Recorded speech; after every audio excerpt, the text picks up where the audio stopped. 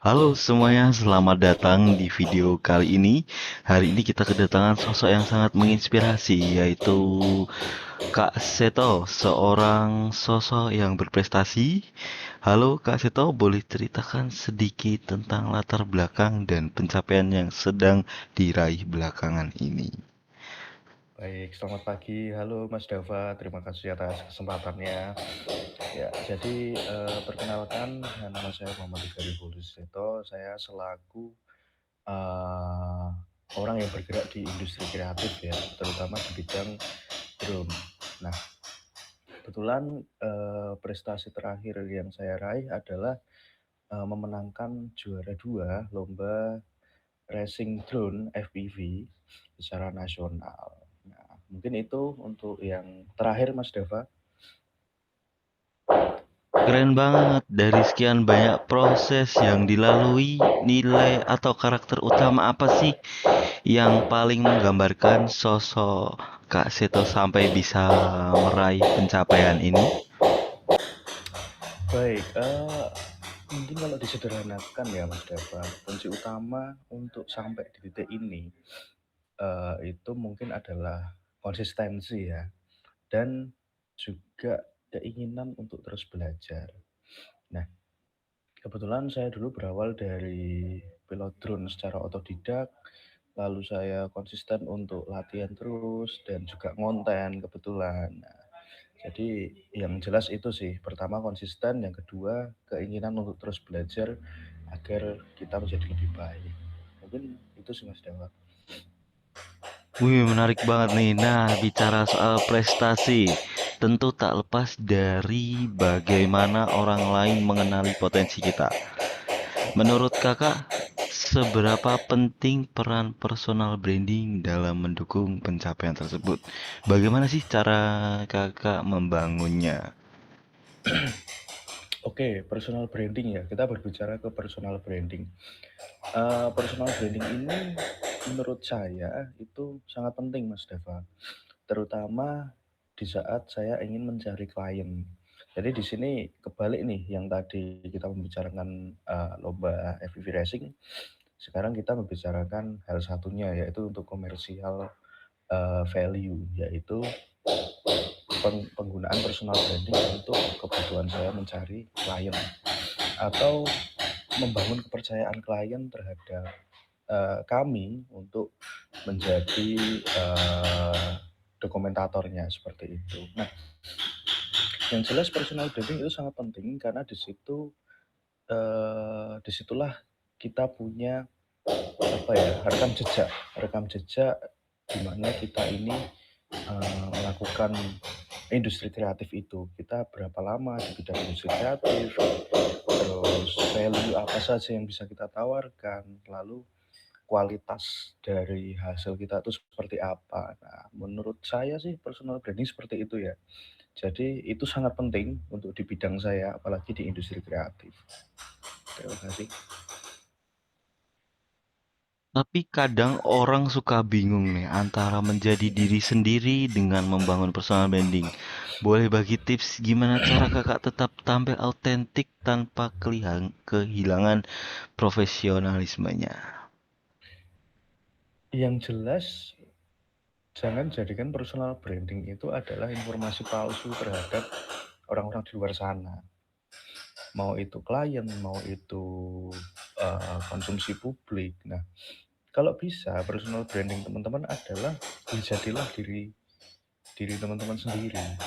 Akan tetapi yang dikemas dalam entah itu media sosial, entah itu pembawaan teman-teman di depan klien atau di depan publik, nah itu kalian kemas sebaik mungkin. Jadi intinya personal branding ya jangan sampai merubah diri kalian. Jadilah diri sendiri, hanya dikemas secara lebih lebih baik lah, simpelnya seperti itu.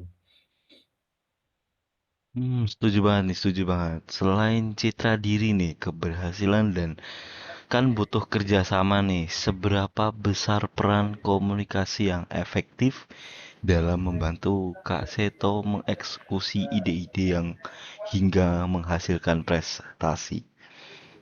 Oke, komunikasi ya. Komunikasi ini sama halnya.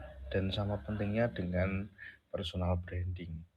Kalau kita punya personal branding yang baik, akan tetapi secara komunikasi kita buruk, ya itu juga suatu kelemahan juga dalam diri kita. Nah, berbicara tentang komunikasi, saya rasa komunikasi ini eh, sekitar 70% itu menentukan bagaimana bisa berproses di luar sana. Sebagai contoh, misalnya sebagai orang yang terjun di industri kreatif, kita perlu menumpahkan ide dalam bentuk komunikasi. Misalnya, klien minta shootnya seperti ini, A, B, C, D. Nah, kita sebagai seorang yang terjun di industri kreatif juga harus bisa menyampaikan, oh nanti shootnya dalam bentuk seperti ini, dalam bentuk seperti ini, untuk meraih hasil yang diinginkan oleh klien. Nah, dalam proses tersebut tentu diperlukan skill komunikasi yang baik. Mungkin seperti itu, Mas Dava. Oke nih, saat harus menyampaikan ide nih yang lumayan rumit, pas lagi perbedaan pendapat di dalam tim, strategi komunikasi seperti apa yang paling ampuh nih, Kak Seto gunain? Strategi komunikasi di saat semuanya kepentok ya Mas Dava ya. Maksudnya kepentok.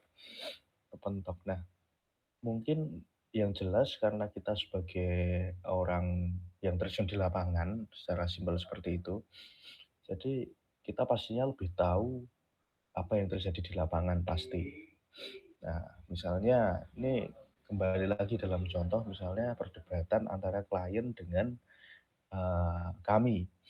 Nah, yang kami lakukan pertama-tama yaitu kita akan menjelaskan secara secara simpel atau mungkin menjelaskan dengan bahasa bayi ya.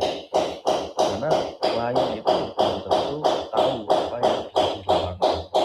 Makanya kami perlu menjelaskan bagaimana oh ini loh kita tuh kalau mau dapat hasil seperti ini kita tuh melewati proses seperti ini. Nah itu kita jelaskan secara rinci dia mudah dipahami agar lain juga tahu. Yang kedua kita jangan sampai terjadi eyel-eyelan ya dalam bahasa Jawa atau ego ketemu ego. Nah kita harus menurunkan ego kami dulu. Kita tetap harus ibaratnya ngemong ya, kita harus ngomong klien. Nah, seperti itu. Karena fokus kita sebenarnya bukan untuk siapa yang menang di perdebatan itu.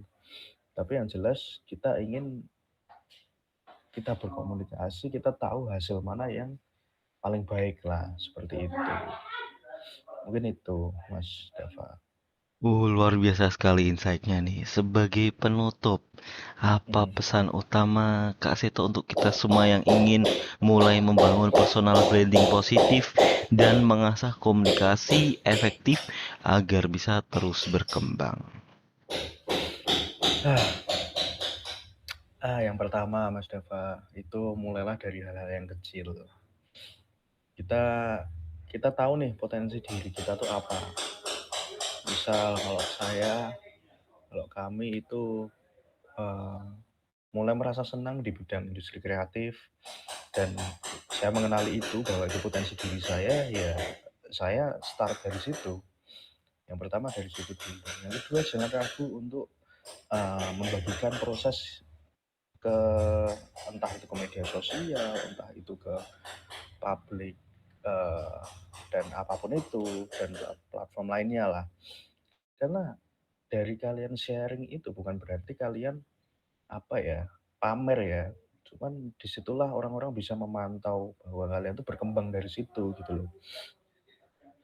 Ya dari cara kalian berkomunikasi itu juga perlu diperhatikan seperti yang sudah kami jelaskan tadi. Nah, intinya personal branding itu akan membuka pintu, membuka kesempatan teman-teman di luar sana untuk